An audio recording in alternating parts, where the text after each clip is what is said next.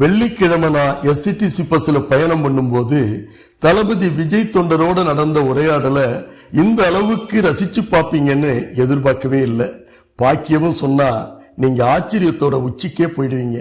சொல்றேன் கேளுங்க.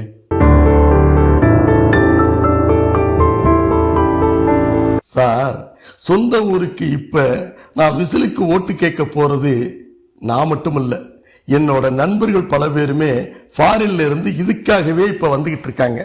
அவங்க எல்லாரும் எலெக்ஷன் முடிகிற வரைக்கும் இங்கேயே தங்கறதுக்காக 2 மாசம் லீவ் போட்டிருக்காங்கன்னா எங்களை பத்தி என்ன நினைக்கிறீங்க? எங்களை ஒன்னும் தெரியாத விசிலடிச்சாங்குஞ்சின்னு சொன்ன அத்தனை பேரையும் விசிலுக்கு ஓட்டு போட வச்சு காட்டுறோம் பாருங்க.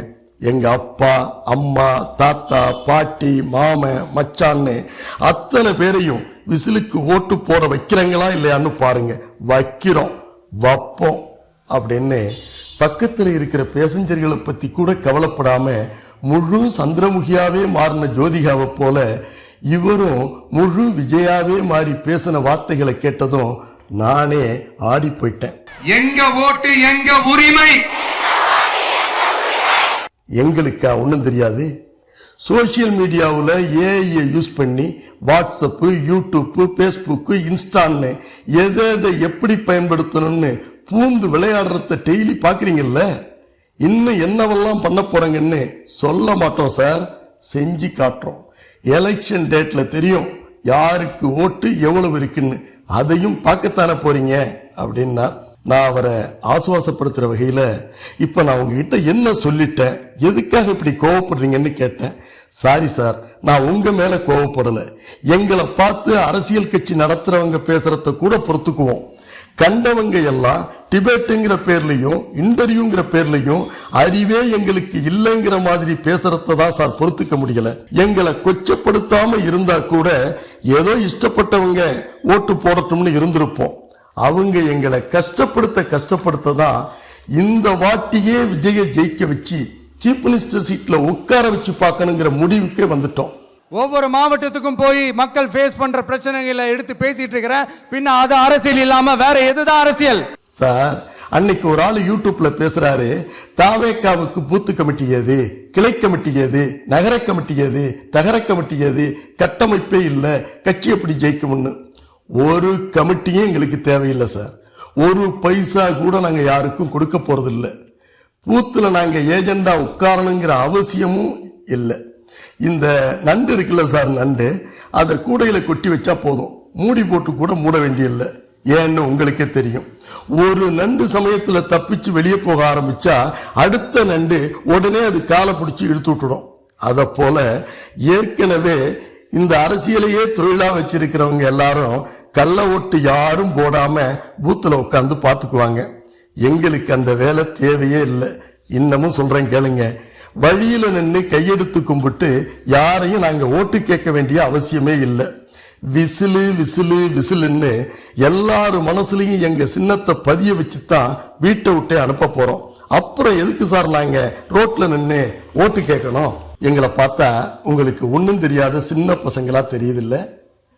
ஆடி கார்ல போய்கிட்டு ஏசி ரூம்ல வாழுறவங்க எல்லாருக்கும் இப்படித்தான் எங்களை பார்த்தா தெரியும். இப்பவே வாங்க, எங்க கிராமத்தை வந்து பாருங்க. கூலி வேலை பார்க்கிற பொண்டுவ பூரா குழுவுல கடன் வாங்கிக்கிட்டு கட்ட முடியாம தற்கொலை பண்ணிக்கிற நிலையில இருக்குதுங்க. 1000-500 சம்பாதிக்கிற ஆம்பளை பூரா சாராயத்தை குடிச்சிட்டு சாவுறான். விவசாயம் பண்ணினவன் பூரா நிலமே வேண்டாண்டா சாமின்னு இப்ப வித்துக்கிட்டு இருக்கான். படிச்சவன் பூரா பொண்டாட்டி பிள்ளைய தவிக்க விட்டுட்டு ஃபாரினுக்கு போய்கிட்டு இருக்கான். அறிவாளிக்கும் உழைப்பாளிக்கும் ஒரு நாட்டில் அங்கீகாரமே இல்லைன்னா அந்த நாடு எப்படி சார் உருப்படும்? சார், நானும் ஒரு பிரைவேட் காலேஜில் தான் படித்தேன். 3 வருஷத்துல 6 லட்சம் ரூபாய் செலவு பண்ணியிருக்கேன். இருந்த 1 ஏக்கர் நிலத்தையும் வித்து தான் எங்கப்பா என்ன படிக்க வச்சாரு. அந்த நிலம் இன்னைக்கு இருந்தா கூட ஏதாவது நவீன விவசாயம் பண்ணி நான் பொழைச்சுக்குவேன். ஆனா இந்த ஊர்லயே இருந்து பொண்டாட்டி பிள்ளையோட வாழ்ந்தும் இருப்பேன். அதுக்கும் வழி இல்லை. சின்ன வயசுல தாலி கட்டின பொண்டாட்டியோட கூட இருந்து தாம்பத்திய வாழ்க்கை வாழணுங்கிற ஆசை ஒருத்தனுக்கு இருக்குமா இருக்காதா சொல்லுங்க? சும்மா கிடந்த சங்க ஊதி கெடுத்த ஆண்டிங்கிற மாதிரி ஆசையா சந்தோஷங்களை அனுபவிக்க கல்யாணம் பண்ணி வந்த ஒரு பொண்ணை 30 நாள்லயே விட்டுட்டு வருஷக்கணக்கில் வெளிநாட்டுல போய் நாங்க கிடந்தா அந்த பொண்ணுங்க என்ன பண்ணும் நினைச்சு பாருங்க. இந்த கொடுமையெல்லாம் அனுபவிக்கிறவனுக்கு தான் சார் புரியும். வேலையே இல்லைங்கும் போது நாடு பூரா பிரைவேட் காலேஜை திறக்கிறதுக்கு ஏன் சார் பர்மிஷன் கொடுக்கணும்? மக்களை நேசிக்கிற நல்ல குணம் இருந்தா போதும்யா, நல்ல சூப்பரான ஒரு நல்லாட்சி கொடுக்கலாம். 1000 வேலை இருக்கு அப்படின்னு சொன்னா அதுக்கு 10 லட்சம் பேர் முட்டி மோதி எக்ஸாம் எழுதி பார்த்துட்டு இருக்கிற 9,99,000 பேரும் பிழைக்கிறதுக்கு வழியை தேடி கண்ட கண்ட நாட்டுக்கெல்லாம் போய் கஷ்டப்பட வேண்டியிருக்கு. வெளிநாடு போறதுன்னா சும்மாவா? 5 லட்சம் ரூபாய் பணத்தை ஏஜென்ட்டுக்கு கட்டினாதான் 2 வருஷத்துக்கு பர்மிட் கிடைக்குது. வாங்கின கண்ணை அடைக்கிறதுக்குள்ளேயே 1 வருஷம் ஓடிடுது. பாக்கி 1 வருஷ வருமானத்தையும் குடும்பத்துக்கு பயன்படுத்த முடியுதான்னா அடுத்த பர்மிட்டுக்கு அதை சேர்த்து வைக்க வேண்டியிருக்கு. என்ன கொடுமை சார்! இப்ப நாங்க விஜய ஆட்சிக்கு கொண்டு வரணும்னு விசிலுக்கு ஓட்டு கேட்கறதுக்கு காரணமே சினிமா மோகத்தில்னு நீங்க நினைக்கிறீங்க. அது இல்ல சார் உண்மை. ஏதாவது ஒரு மாற்றம் வராதா, எங்களுக்கும் ஒரு நல்ல காலம் பிறக்காதான்னு தான் கை காசை செலவு பண்ணிக்கிட்டு கூட்டத்துக்கு போயிட்டு இருக்கோம். ஒவ்வொருத்தர் கை காலையும் விழுந்து விசிலுக்கு ஓட்டு போடுங்க ஓட்டு போடுங்கன்னு கேட்டுக்கிட்டு நிக்கிறோம். இப்ப புரியுதா சார்? இதையெல்லாம் அந்த இளைஞர் வாயிலிருந்து கேட்க கேட்க எனக்கு மனசு ரொம்ப உடைய ஆரம்பிச்சிட்டு. இந்த காலத்து பசங்களுக்கு கொஞ்சமும் பொறுப்பே இல்லை, ஜாலி மூடுல ஏதோ செல்போனை பார்த்தபடி நேரத்தை ஸ்பாயில் பண்ணிக்கிட்டு இருக்காங்கன்னு நினைச்சிருந்த என்னையே உணர்ச்சி வசப்பட வச்சுட்டார்.